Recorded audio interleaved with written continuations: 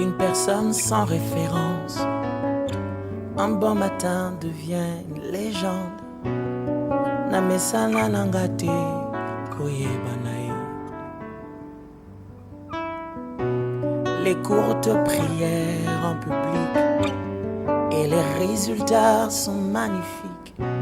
C'est qu'elle est nanga koumenana aussi. Il m'appelait, je le sais, Likabwezo pela katinanga. Namituni pona nini Ezo umela Yakolo bezebele. Shalom, shalom. Nous bénissons Dieu notre Père, le Père de notre Seigneur Jésus-Christ pour ce souffle que nous a légué et cette opportunité que nous donne encore de nous retrouver dans cette tranche d'ATK édification, dans cette tranche de temps d'édification avec la structure ATK édification et votre serviteur Aristoni Katumbaï que je suis.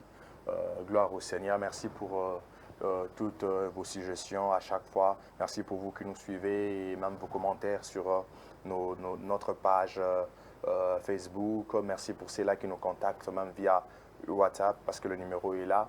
Et encore même ceux-là qui ont l'habitude de nous écrire via le compte de la chaîne YouTube Aristoni Katumbaï TV. Gloire au Seigneur. Nous sommes très très heureux que Dieu soit béni. Nous lui recommandons ces moments. Seigneur, nous te recommandons ces moments utiles pour nous de partager ta parole. Laisse que tu nous aides afin que tous nous soyons édifiés, que nous puissions avancer vers la stature parfaite de Christ par ces moments au nom de Jésus. Amen. Amen. Voilà. Que Dieu soit encore une fois glorifié. Comme je venais de le dire, c'est vraiment une joie pour nous de savoir que vous nous suivez. Par la grâce de Dieu, la fois précédente, nous avions commencé cette série que je vous avais annoncée, cette série sur le 7 vérités fondamentales. Donc, le 7 vérités fondamentales, il est question de cette vérité fondamentale de la foi. Il est question de cette vérité fondamentale de la foi. Ces vérités ne sont pas liées à autre chose. Ces vérités sont beaucoup plus liées à la foi que confessent les chrétiens. Ces vérités sont beaucoup plus liées à la foi que préconise la parole de Dieu, la Bible, que nous considérons comme étant la parole de Dieu en entièreté. Voilà. Ici, de rappeler certaines choses que nous avions ensemble avec vous l'autre fois lu le passage de Éphésiens chapitre 4. On avait lu Éphésiens chapitre 4 du premier verset jusqu'au 6e.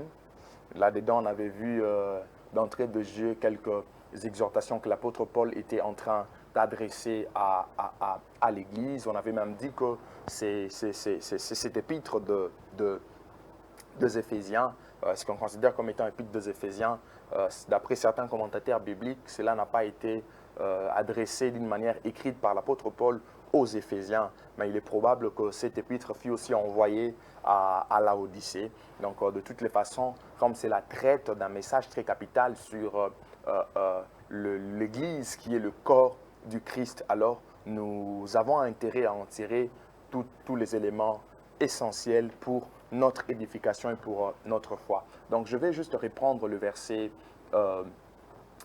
qu'on avait lu, mais je prendrai le verset 4 et le verset 5 seulement.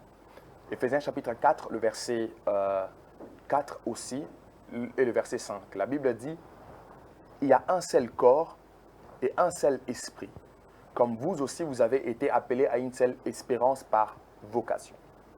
Il y a un seul Seigneur, une seule foi, un seul baptême, et un seul Dieu et Père de tous, qui est au-dessus de tous, et parmi tous, et en tous. Donc, déjà, de par ces textes que nous venons de lire, donc c'est là que nous avions eu à faire ressortir cette vérité fondamentale de la foi. Donc, première vérité, il y a un seul corps. Donc, comme on l'avait dit, que c'était le corps auquel nous faisons partie. Deuxièmement, il y a un seul esprit. Troisièmement, il y a une seule espérance par vocation. Quatrièmement, il y a un seul Seigneur, c'est-à-dire celui qui est notre maître. Cinquièmement, il y a une seule foi. Sixièmement, il y a un seul baptême. Et septièmement, il y a un seul Dieu il y a un seul Dieu et Père. Voilà. Donc, Déjà, nous allons maintenant polariser notre attention sur la première vérité qui stipule qu'il y a un seul corps. Donc, dans Éphésiens chapitre 4, le verset 3, l'apôtre Paul commence, le verset 4, pardon, l'apôtre Paul commence par nous dire qu'il n'y a qu'un seul corps. Juste pour ne pas prêter confusion, parce que lorsqu'on dit qu'il y a un seul corps, de fois on aura du mal à assimiler, on aura du mal à mieux capter ou à mieux comprendre. Voilà pourquoi, déjà par les titres, vous pouvez voir que nous avions mentionné, il y a un seul corps de Christ. Lorsque nous sommes en train de parler de ce seul corps qui existe ici, nous parlons simplement de l'Église. Nous parlons simplement de l'Église. Et quand je parle d'Église, je pèse mieux mes mots, je suis en train de parler de la véritable Église. S'il y a un seul corps, c'est-à-dire qu'il n'y a qu'une seule véritable Église. Il n'y en a qu'une seule. Vous me direz, mais qu'est-ce que vous êtes en train de raconter là? Qu'est-ce que vous êtes en train de dire? Nous connaissons plusieurs églises, nous connaissons plusieurs dénominations. J'aimerais vous dire que lorsque vous lisez la Bible, vous vous rendrez compte qu'il n'y a qu'une seule véritable Église. Peu importe le nombre de religions pouvant exister sur ces terres des hommes. Peu importe les langues qui existent, peu importe les races, peu importe les comportements, peu importe le nombre des églises locales. Et même ici, chez nous, à Kinshasa, je ne sais pas, citer plusieurs églises locales existantes, je ne sais pas. Aussi citer toutes ces religions, d'ailleurs, ça ne me dérangerait pas. Il y en a plusieurs. Aujourd'hui, on vous parlera de la religion chrétienne. On vous parlera des chrétiens, on vous parlera de musulmans, on vous parlera de plusieurs autres religions. Il y a le bouddhiste, il y en a plein. Mais malgré l'existence de toutes ces religions, j'aimerais vous dire qu'il n'y a qu'une seule véritable Église. Il n'y a qu'un seul corps qui est considéré comme étant le corps du Christ. Même si le monde peut avoir 5 continents, même si dans chaque continent, il y a plusieurs pays, il y a des continents comme l'Afrique qui a plus de 50 pays. Quand vous allez dans d'autres continents, il y a tout un tas de pays. Malgré cela, il n'y a qu'un seul corps. Il n'y a qu'une seule véritable Église. Oui, si vous n'arrivez pas à admettre jusqu'à présent, j'aimerais encore le répondre pour vous dire qu'il n'y a qu'une seule véritable Église et qu'il n'y a qu'un seul corps. Ce n'est pas parce qu'aujourd'hui on peut parler de la religion liée au Dieu de noir que nous allons dire qu'il y a maintenant plusieurs véritables églises. Non, non. Ce n'est pas parce que même dans le pentecôtiste actuel, on peut retrouver plusieurs congrégations, plusieurs communautés, qu'on va dire qu'il existe plusieurs églises. Non. La véritable église, selon la parole de Dieu, il n'y en a qu'une seule. On peut sonder les Écritures. Regardez avec moi Matthieu chapitre 16, le verset 18. Écoutez ce que la Bible dit. C'est Jésus qui est en train de parler ici. Il parle à Pierre. Il dit, « Et moi je t'ai dit que tu es Pierre, et que sur cette pierre je bâtirai mon église. » Christ dit, je bâtirai mon église. Il n'est pas en train de dire que je bâtirai mes églises. Il dit, je bâtirai mon église. Et que le port du séjour de mort ne préviendront pas contre elle. Pas contre eux, mais contre elle. Donc, contre cette église véritable que Christ, cette véritable église que Christ devait bâtir. En ces temps-là, lorsqu'il est en train de parler à Pierre, après que Pierre ait cette révélation de reconnaître qu'il est le Fils de Dieu, pendant que les autres disaient, il est prophète, il est ceci, cela, il est Élie, il est Moïse qui est revenu. Mais Christ lui dit, et moi j'ai dit que tu es Pierre. Sur cette pierre, je bâtirai mon église. Une seule église, il n'y en a qu'une seule, la véritable. Je peux encore aller plus loin. Lorsque vous regardez le livre des Hébreux, chapitre 12, le verset 22 jusqu'au verset 23, écoutez ce que la Bible dit. Mais vous, vous êtes approchés de la montagne de Sion, de la cité du Dieu vivant, la Jérusalem céleste, de myriades qui forment le cœur des anges, de l'assemblée de premiers-nés inscrits dans les cieux. De l'assemblée. Il n'y a pas plusieurs assemblées, mais il n'y a qu'une seule assemblée. L'assemblée de premiers-nés inscrits dans les cieux. C'est-à-dire, c'est ça la véritable église. C'est la celle et le corps du Christ qui existe. De l'assemblée de premiers-nés inscrits dans les cieux, du juge qui est le Dieu de tous, des esprits de justes parvenus à la perfection. Les temps me manqueraient pour parler des esprits des justes parvenus à la perfection. J'aime bien le monde des esprits, j'aime bien des réalités liées à la spiritualité. Mais j'aimerais rester d'abord dans cette vérité sur laquelle nous sommes en train de changer afin de capter tout ce qui est nécessaire et tout ce qui est essentiel. Donc, déjà, si nous comprenons et nous affirmons tous par les Saintes Écritures qu'il n'y a qu'une seule véritable Église, c'est-à-dire qu'il n'y a qu'un seul corps qui est le corps du Christ, on pourrait se poser la question de savoir comment faire partie de ces corps. Comment faire partie de ces corps. Le corps du Christ est spirituel. Oui, le corps du Christ est spirituel. Ce n'est pas physique parce que ceux qui composent le corps du Christ peuvent avoir plusieurs corps. Et dans le corps du Christ, vous n'avez pas que le vivant, mais vous avez même les personnes qui sont déjà mortes sur le plan physique. Vous direz, mais qu'est-ce que vous êtes en train de raconter? Oui. Parce que lorsqu'on parle de la véritable Église, on est en train de voir tous ceux-là qui ont crié au Fils de Dieu, tous ceux-là qui ont donné leur vie à Jésus, pouvant exister encore sur la terre ou ayant déjà quitté cette terre des hommes. Parce qu'après la mort physique, la vie ne se limite pas là. Après la mort physique, il y a encore la vie. Il est question de l'assemblée des premiers-nés. Oh, le premier-né inscrit dans les cieux. Inscrit dans les cieux. Alors, comment faire comment faire partie de ces corps? On peut se dire, ah ok, il n'y a qu'une seule véritable Église. Ok, il n'y a qu'un seul corps. Il y a un seul corps de Christ. Ok, comment je peux faire pour y accéder? Ça, c'est une très très bonne question qu'on peut se poser. Et c'est là que je suis en train de nous inviter. Nous tous qui sommes conscients qu'on ne fait pas encore partie de ces corps, qu'on ne fait pas encore partie de cette assemblée de premiers-nés inscrits dans le cieux. La chose à faire. D'ailleurs, je dirais, il n'y a pas plusieurs choses à faire. Il n'y a qu'une seule chose à faire. Il n'y en a qu'une seule. Il faudrait croire en Jésus-Christ sincèrement comme votre Seigneur et Sauveur, afin de devenir enfant de Dieu ou de bénéficier de la nouvelle naissance, afin d'expérimenter la nouvelle naissance. Afin d'expérimenter la nouvelle naissance. Oh, ça me fait rire, je me souviens de ce jour-là, lorsque Christ est en train de parler avec ses docteurs de la loi. Dans Genèse chapitre 3, alors, dans Jean chapitre 3, alors qu'il parlait avec Nicodème, en lui disant qu'il faudrait naître de nouveau. Et l'homme se regarde, lui qui était déjà âgé, lui qui était déjà grand, il lui pose la question, est-ce que je dois rentrer dans les ventres de ma mère pour naître encore de nouveau ou comment? Mais j'aime ce qui se passe. Christ le fait expliquer comment les choses doivent se passer. Mais j'aimerais vous dire que simplement pour avoir accès au corps de Christ, vous devez croire en Jésus. Et c'est lorsque vous croyez en Jésus que vous allez expérimenter la nouvelle naissance. J'aime ce que Jean chapitre 1, les versets 12 à 13 déclare. La Bible dit, mais à tous ceux qui l'ont reçu, à ceux qui croient en son nom, elle a donné le pouvoir de devenir enfants de Dieu, lesquels sont nés, non du sang, ni de la volonté de la chair, ni de la volonté de l'homme, mais de Dieu. Bien-aimés, lorsque vous croyez en Jésus, vous devenez enfants de Dieu parce que Jésus est la parole de Dieu. Et c'est cette parole qui nous donne le pouvoir de devenir enfants de Dieu. Être enfant de Dieu, c'est un pouvoir. Et lorsqu'on n'a pas reçu la parole qui est la parole de Dieu, cette parole qui est le Fils incarné de Dieu, l'unique Fils de Dieu qui s'est donné afin que Dieu ne puisse plus avoir un Fils unique, mais que Dieu puisse avoir plusieurs autres fils que nous sommes aujourd'hui en croyant en lui, car Christ est devenu le premier-né.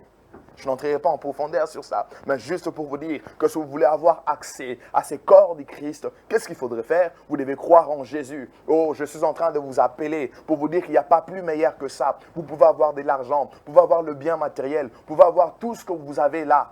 C'est bien, mais lorsque vous manquez Christ, vous êtes nul parce que vous n'êtes pas enfant de Dieu. Pas enfant de Dieu. Il y a plusieurs personnes qui se disent, je regarde dans la cité, quelqu'un dit, ah, nous tous nous sommes enfants de Dieu. Qui t'a dit que tous nous sommes enfants de Dieu? Non, non, non, non. Tous nous sommes des créatures de Dieu, mais tous nous ne sommes pas enfants de Dieu. Enfants de Dieu, on les devient. Et comment on les devient? C'est en passant par Jésus-Christ. Oh, j'aime. Lorsque je me souviens de la croix, lorsque je me souviens des commandes, c'est Jésus s'est donné pour nous. Waouh! Je me dis, non, non, non, non, non. J'aimerais rester attaché, accroché à lui, un peu comme Pierre, qui l'autre fois lui a dit, Seigneur, à qui irions-nous? C'est toi qui as les paroles de la vie. Oui, oui, j'en profite comme je les sens dans mon cœur. Tu peux être là tourmenté, accablé par plusieurs problèmes. Tu te poses tant de questions. Oui, par ces messages, par ces moments que tu as de nous suivre, le Seigneur est en train de t'appeler, car c'est auprès de lui que tu auras toutes les solutions à tes problèmes. Et tu feras partie de ce corps du Christ. Comment faire partie du corps du Christ? C'est si simple. Vous devez simplement croire en Jésus comme votre Seigneur et Sauveur. Alors, parlant de cette vérité en disant qu'il n'y a qu'un seul corps, j'aimerais aussi nous faire comprendre le souci de Dieu pour ces corps. Quel est le souci de Dieu pour le corps de Christ? Quel est le souci de Dieu pour l'Église véritable? Le souci de Dieu, en fait, pour l'Église véritable est exprimé toujours dans le même chapitre d'Éphésiens que nous avions lu, chapitre 4. Lorsque vous regardez le verset 11 jusqu'au verset 15, il est dit, étant monté, il a fait des dons aux hommes, il a donné des uns comme des apôtres, des autres comme des prophètes, des autres comme des évangélistes, des autres comme des pasteurs, des autres comme des docteurs et des pasteurs. Et quand vous descendez au verset 12, on décrit clairement le but, l'objectif pour lequel il a accordé tous ces dons à l'Église. On en parle. Premièrement, quand vous lisez, vous vous rendrez compte que le souci de Dieu pour l'Église, et en donnant ces dons, ces personnes, ces hommes qu'il accorde comme dons à l'Église, c'est pour le perfectionnement de l'Église. Donc, s'il faudrait comprendre le souci de Dieu pour le corps de Christ, la première des choses à savoir, c'est que Christ est en train de vouloir le perfectionnement de ses corps. Le perfectionnement de la véritable Église.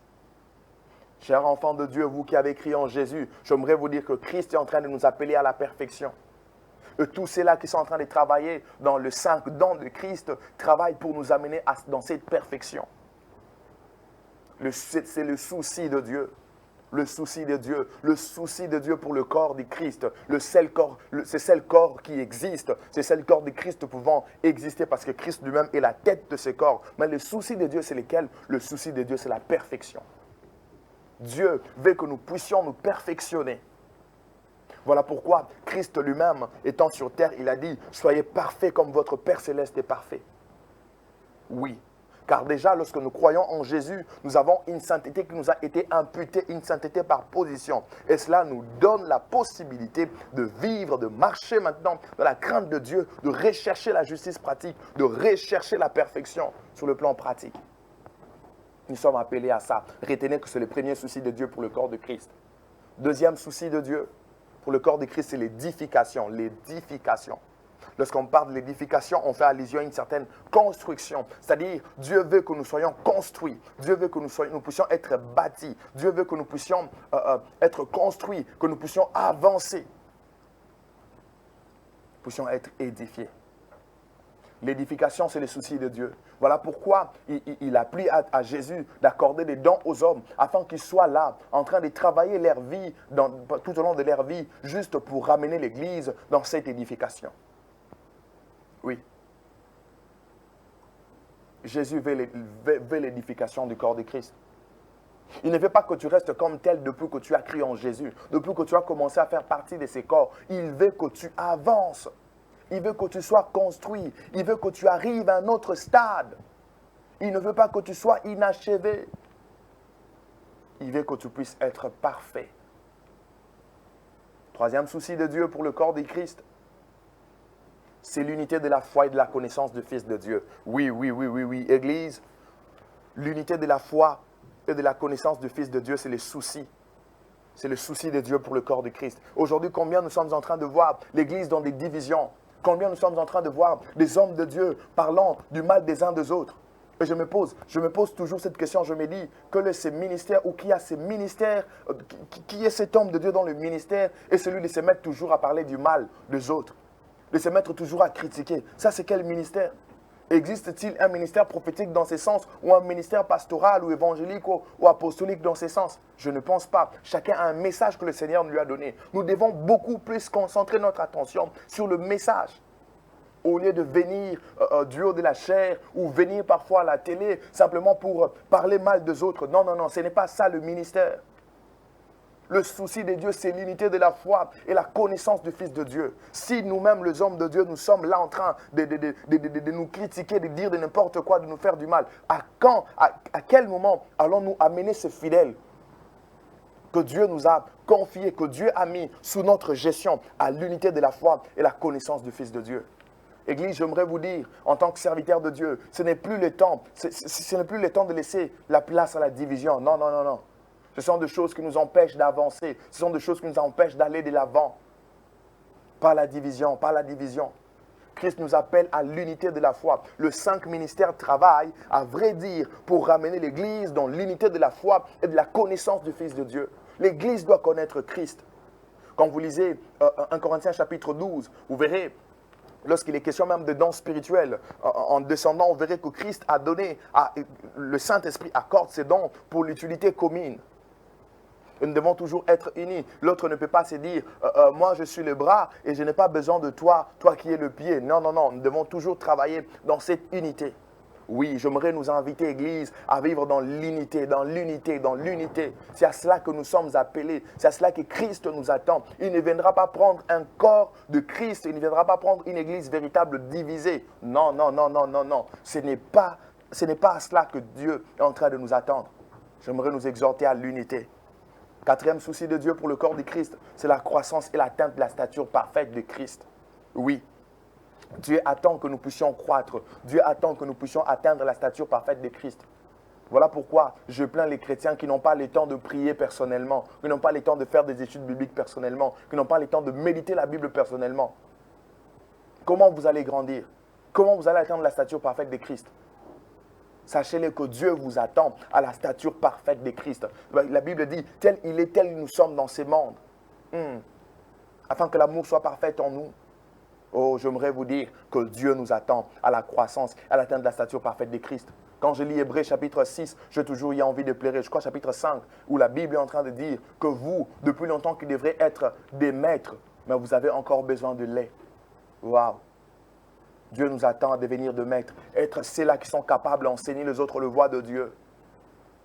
Le souci de Dieu pour ses corps, c'est la croissance et l'atteinte de la stature parfaite de Christ. Dernier souci de Dieu que nous pouvons relever dans ce chapitre 4 des Éphésiens, c'est la profession de la vérité dans l'amour. Église, nous devons professer la vérité dans l'amour. Église, nous devons professer la vérité dans l'amour. Être dans la vérité ne veut pas dire haïr les autres, non. Dire la vérité ne veut pas dire faire du mal aux autres, non. Il y a toujours une certaine manière de faire et de dire. Nous devons professer la vérité. Que le Seigneur nous aide. Je termine en nous parlant de notre responsabilité. Nous avions compris, nous avions connu qu'il n'y a qu'un seul corps, dit Christ. Il n'y a qu'une seule véritable Église. Alors notre responsabilité est de travailler en alignement avec les objectifs de Dieu. Les objectifs que Dieu est en train de poursuivre. Nous devons travailler en alignement. Hommes de Dieu, apôtres, pasteurs, prophètes, évangélistes, docteurs. Travaillons en alignement avec les objectifs que Dieu est en train de poursuivre et surtout dans cette dispensation. Croyants, enfants de Dieu, vous qui travaillez d'une manière ou d'une autre, le Seigneur est en train de nous appeler de travailler en alignement avec lui. Il n'y a qu'un seul corps de Christ. Il n'y en a pas deux. Il n'y en aura jamais. Il n'y a qu'un seul corps, une seule Église qui est la véritable Église du Christ. Que Dieu vous bénisse.